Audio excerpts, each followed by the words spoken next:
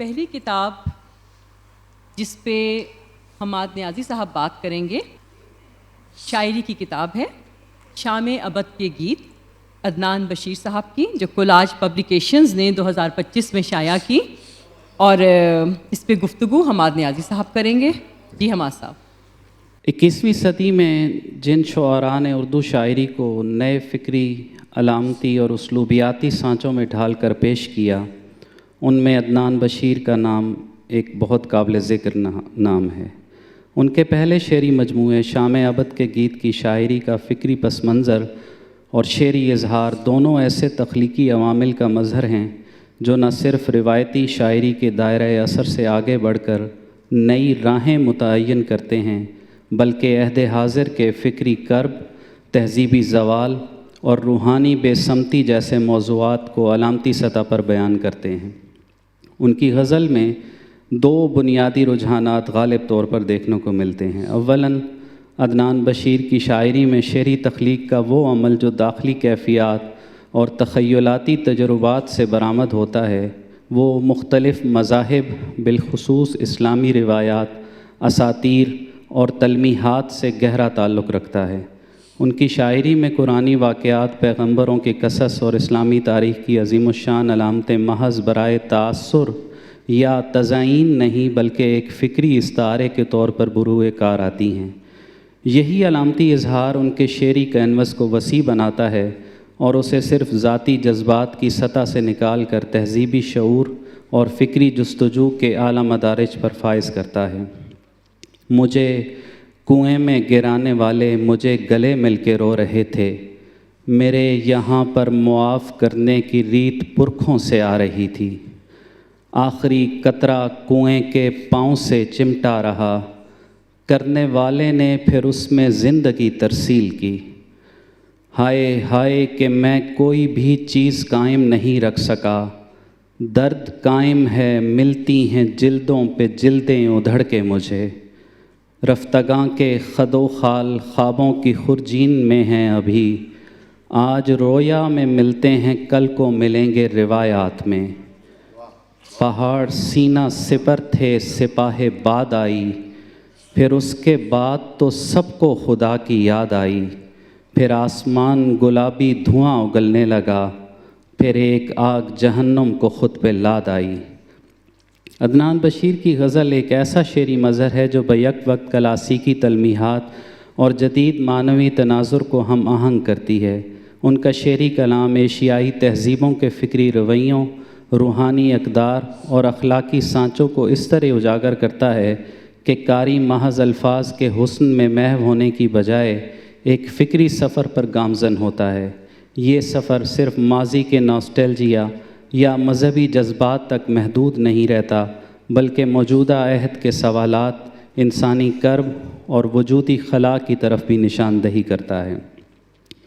ثانیاً ان کی غزل میں جو دوسری نمایاں جہت نظر آتی ہے وہ اسلوبیاتی سطح پر ایک منفرد امتزاج ہے، جہاں اساطیری فضا رومانوی فضا کے ساتھ ہم آہنگ ہو کر ایک نئی معنویت پیدا کرتی ہے۔ یہ رومانویت سادہ جذباتی اظہار نہیں بلکہ ایک فکری، روحانی اور تہذیبی رومانویت ہے جو مقامی ثقافت، لوک روایت اور دیہی زندگی کی علامتوں کے ذریعے تخلیق ہوتی ہے۔ اس حوالے سے عدنان بشیر کی غزل مابعد جدید اردو غزل کے ان رجحانات سے مربوط ہو جاتی ہے جہاں روایت، تجربہ اور اظہار کے نئے زاویے تلاش کیے جا رہے ہیں۔ ان کی زبان میں سادگی، شائستگی اور معنوی تہداری بیک وقت موجود ہیں جو غزل کو نہ صرف فنی طور پر معتبر بناتی ہے بلکہ فکری طور پر بھی قاری کو جھنجھوڑتی ہے۔ گڈریا اون کی پوشاک بن کے لائے گا، یہ جھونپڑی تجھے جنت کا باغ ہے گڑیا، میں ہاتھ اٹھاؤں گا اور بادل برس پڑیں گے، مگر میرے لوگ ہیں کہ ضد پہ اڑے ہوئے ہیں، کپاس کی چھٹیوں سے اٹھے دھواں ہمیشہ، وجود کی پھونکنی میں سانسوں کی راہ رکھے، یہاں تو ہم تھے ہمارے چراغ جلتے تھے، ہمارے گھر تھے ہمارے درخت پھلتے تھے، ہم ان چھتوں پہ منڈیروں پہ بھاگتے تھے کبھی، ہم آنکھیں بند کیے سیڑھیوں پہ چلتے تھے، ہمارے صحن میں خرگوش تھے ہماتن گوش، ہماری سیٹی کی آواز پر اچھلتے تھے۔ عدنان بشیر کی شاعری میں نوحہ اور مزاحمت ساتھ ساتھ چلتے ہیں۔ ان کی غزلوں میں ایک ایسے گھر کی تلاش ہے جو وقت کی دھول میں گم ہو چکا ہے۔ یہ گھر دراصل ان اقدار اور شناخت کا استعارہ ہے جو جدیدیت اور عالمگیریت کے سیلاب میں بہہ گئی ہیں۔ ان کے ہاں جو اداسی ہے وہ انفرادی نہیں بلکہ اجتماعی اور تہذیبی ہے۔ وہ جب لوح خاک میں بکھرے ہوئے خوابوں اور اجڑے ہوئے مکانوں کا ذکر کرتے ہیں تو ان کا لہجہ ایک ایسے مورخ کا ہو جاتا ہے جو تباہی کے آثار پر کھڑا ہو۔ وہ اپنے عہد کی بے سمتی اور خوف کو نہایت لطیف مگر کاری ضرب کے ساتھ بیان کرتے ہیں۔ کتاب کا اہم حصہ لوح عصر در حقیقت شاعر کا وہ اعتراف نامہ ہے جہاں وہ کائناتی تنہائی کے خول سے نکل کر سماجی جبر کے تپتے ہوئے صحرا میں ننگے پاؤں اترتا ہے۔ یہاں عدنان بشیر کا قلم ایک نشتر کی صورت اختیار کر لیتا ہے جو ریاست، طاقت اور مذہب کے نام پر ہونے والے استحصال کی رگوں سے فاسد مواد نچوڑ کر باہر لاتا ہے۔ لوح عصر میں وہ صرف ایک شاعر نہیں، ایک مورخ اور ایک بے باک صحافی کے روپ میں بھی نظر آتا ہے جو خبر کو شعر کے سانچے میں ڈھال کر اسے ابدیت بخشتا ہے۔ آخر میں عدنان بشیر کی مزاحمت کا یہ رنگ روایتی نعرے بازی سے اس لیے مختلف ہے کہ اس میں فنی رچاؤ موجود ہے۔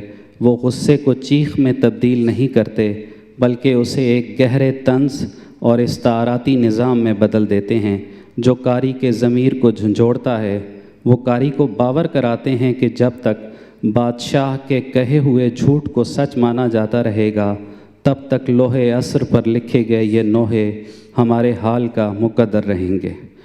میرے بدن میں پرندے چہک رہے تھے کبھی، یہ اژدہا کسی طائر کو چھوڑتا نہیں ہے۔ لباس زندگی سے باس آ رہی ہے اجنبی، اتار دو کہ اس کو زنگ کھا چکا یہ گل گیا۔ بہت شکریہ۔